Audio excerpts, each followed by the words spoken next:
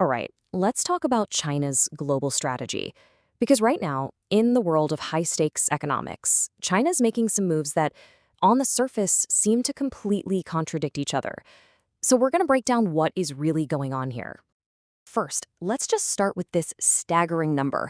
In 2025, China's trade surplus is on track to just absolutely shatter world records, hitting nearly $1.2 trillion. I mean, to put that into perspective, that's about the size of the entire economy of a country like Saudi Arabia. It's huge. And yet, in that exact same year, its trade with Russia, a key strategic partner, actually went down. It shrank by almost 7%. So what is going on? How can both of these things possibly be true at the same time? How can you have a record-breaking surplus while trade with a major ally is actually falling? Is this a sign of overwhelming strength, or is it a sign of some hidden strain? Well, the answer shows us that the whole game of global competition is changing. To really get what's happening, you have to enter a completely new battlefield, one where economic tools are now the primary weapons. So, welcome to the new economic battlefield. This is a landscape that's really being defined by this intense rivalry between the US and China. And it's being fought not with armies, but with economic policy. And just think about this for a second. Because of a new focus on tariffs, the average effective US tariff rate on anything being imported has skyrocketed to 16.9%. That is its highest level since the Great Depression back in the 1930s. This is not some small tweak. This is a fundamental reshaping of global trade. And this whole strategy actually has a name, and it is a concept you absolutely have to understand to make sense of the world today: geoeconomics. It's basically the use of economic tools, things like tariffs, sanctions, financial measures, as direct instruments of state power. So the really crucial point here is that the main stage for global competition is shifting. We're moving away from a world that was dominated by traditional military power to one where economic levers are really the main way countries project their influence. And you better believe China is building a strategy to master this new game. So what does the strategy actually look like on the ground? Well, the first big pillar is all about securing China's energy lifeline. The fuel it needs to power its gigantic economy. And the sheer scale of this is just incredible.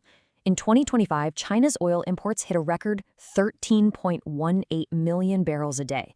It's been aggressively stockpiling oil, bringing its onshore inventory to a record 1.2 billion barrels.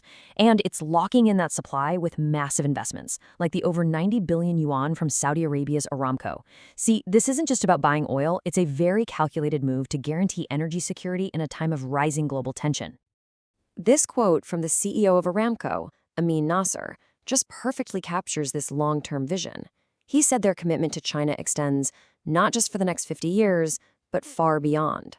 So we're not just talking about commercial deals. These are truly generational partnerships designed to secure supply chains for as far as the eye can see. Okay, so securing energy, that's one piece of the puzzle. But to truly compete in this geoeconomic arena, you also have to challenge the currency that all that global energy is traded in. And that, of course, leads us to the rise of the yuan. Just look at this jump. Now, it's still a tiny fraction compared to the US dollar, for sure. But the yuan's share of global payments more than doubled in just over a year. It went from 2.2% up to 4.5%, which makes it the fourth most used currency in the entire world. So, how did that happen so fast? Well, China is very actively building an alternative financial ecosystem.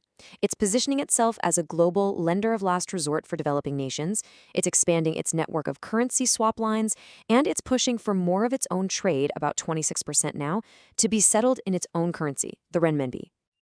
But, and this is a big but, even as China is building these powerful new systems, its strategic partnerships are getting way more complex and, yeah, in some cases, they're showing real signs of strain. Let's go back to that relationship with Russia.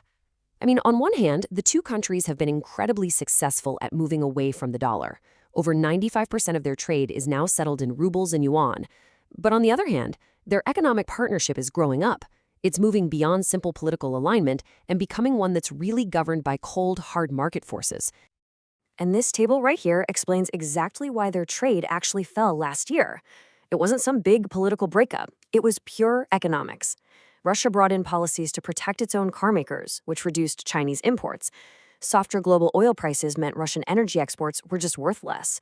And at one point, Russian electricity got more expensive than China's domestic supply, so what did China do? It just stopped buying it. Okay, so let's tie all of these threads together. The energy security, the financial independence, these complex partnerships, and let's bring it back to that mind-boggling number that we started with. This record $1.189 trillion trade surplus, it is so much more than just a number on a page. It's the direct result of this deliberate, multi-pronged geoeconomic strategy. It's a strategy to secure energy, to build financial independence, and to navigate this new world of tariffs and sanctions by managing its partnerships with a heavy dose of economic pragmatism. So, by diversifying its trade partners and building these incredibly resilient supply chains, China has created a really durable economic engine. It's a strategy designed to absorb external pressure, especially from the US, while at the same time deepening its influence all across Asia, Africa, and Latin America. And all of this leaves us with a really critical question about where we're all headed. As more and more nations start to wield their economies like weapons, is the world actually heading for more conflict? Or are we just looking at the new face of global competition?